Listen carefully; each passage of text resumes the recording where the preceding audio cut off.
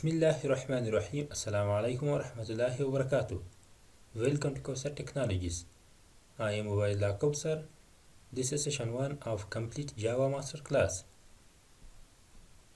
In this session we will learn what is Java.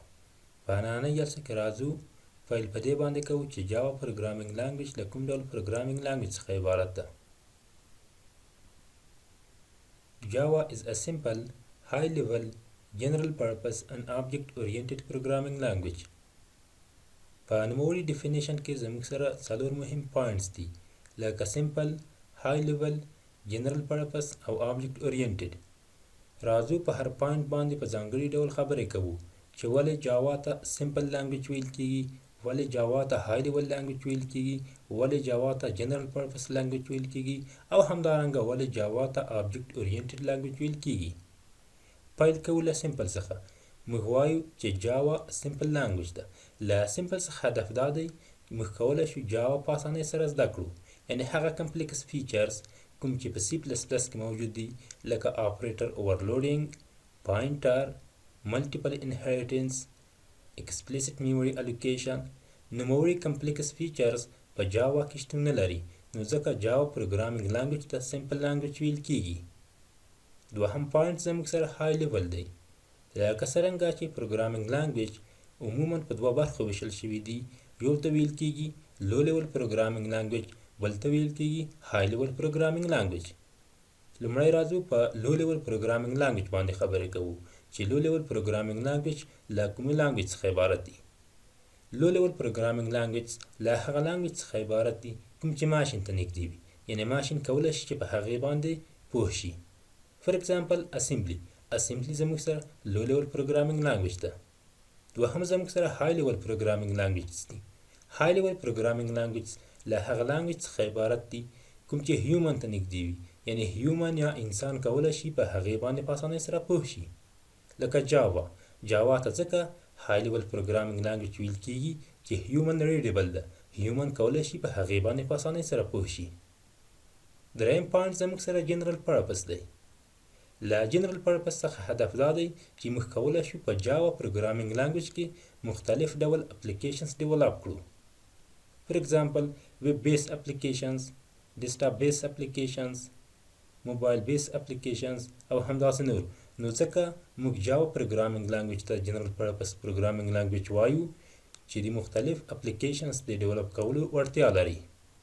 که چیرته موږ یو سپیشل پرپس پروګرامینګ لانګویج په نظر کې ونیسو، فور ایگزامپل PHP سپیشل پرپس پروګرامینګ لانګویج ده، ځکه په PHP کې موږ کولی شو یوازې ویب سایټس ډیولپ کړو، نو ځکه PHP ته سپیشل پرپس پروګرامینګ لانګویج ویل کیږي. څلورم پوینټ زموږ سره آبجیکټ اورینټډ دی. لکه څرنګه چې آبجیکټ اورینټډ یا اوپس کانسپټ یو هیوج ټاپکس دی. نوموړي ته مه وارخطا کیږئ، انشاءالله په نوموړي سیریز کې په راتلونکو درسونو کې په ډیټیل سره وایو. صرف دومره زده کړئ چې جاوا آبجیکټ اورینټډ پروګرامینګ لانګویج ده، یعنې هغه کوډ چې موږ په جاوا کې رایټ کوو هغه د کلاس او آبجیکټس په بنیاد باندې لیکل کیږي. نو په لنډو ټکو کې داسې ویلی شو چې جاوا سمپل، های لیول، جنرال پرپس او آبجیکټ اورینټډ پروګرامینګ لانګویج ده. It close to other popular languages like C++ and C#. جاوا د C++ او C# لانګویج سره نږدې اړیکه لري، ځکه د جاوا سټرکچر یا سینټکس سیمیلر دی د C++ او C# سره. که چیرته د یو پروګرامر C# یا C++ زده وي، کولی شي په ډیره اسانۍ سره جاوا زده کړي، ځکه نوموړي ټولې لانګویج لکه C++، جاوا، C# له یو فیمیلي څخه دي چې نوموړي فیمیلي ته ویل کیږي C فیمیلي. نو ځکه موږ وایو چې C#، C++ او همدارنګه جاوا یو له بل سره نږدې اړیکه لري. Java is a key sensitive language. بل مهم پوینټ زموږ سره key sensitive دی. جاوا key sensitive language ده. له key sensitive څخه هدف دا دی چې په جاوا کې کوچنیو او لویو حروفو ته کتل کیږي. که چیرته موږ یو آیډنټیفایر په لویو حروفو معرفي کړو او بل سیم آیډنټیفایر په کوچنیو حروفو معرفي کړو، نوموړي ډیفرنٹ آیډنټیفایرز دي. فور ایگزامپل یو آیډنټیفایر معرفي کوو په لوور کیس A سره، همدارنګه بل آیډنټیفایر معرفي کوو په اپر کیس A سره، نوموړي دواړه ډیفرنٹ آیډنټیفایر دي، سیمیلر آیډنټیفایر نه دي. نو ځکه جاوا ته کیس سنسیټیو لانګویج ویل کیږي. Java is guaranteed to be write once, run anywhere. جاوا د دې ګارنټي ورکوي کله چې موږ یو پروګرام په یو پلیټفارم کې ډیولپ کړ موږ کولی شو په مختلف پلیټفارم کې له هغې څخه استفاده وکړو. فور ایگزامپل موږ یو سمپل اپس ډیولپ کړ په وینډوز پلیټفارم کې موږ کولی شو په ماک او اس، لاینکس او همداسې نور پلیټفارم کې له هغې څخه استفاده وکړو. نو ځکه موږ وایو write once, run anywhere. دا د دې په اساس چې جاوا کراس پلیټفارم لانګویج ده.